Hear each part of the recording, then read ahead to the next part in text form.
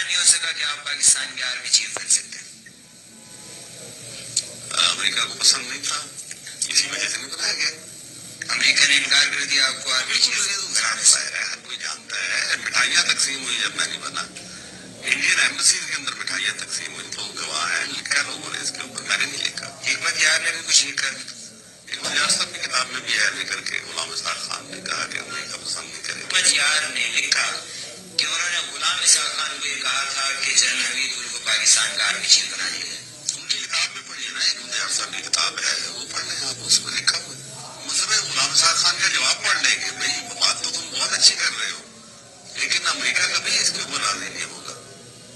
تو یہ آپ کو ایک عکاسی کرتا ہے ہماری مجبوریوں کی کہ ہم کتنے مجبور ہیں۔ ہماری آزادی جو ہے وہ بالکل برائے نام ہے، ہمیں ملک دیا گیا لیکن ہمیں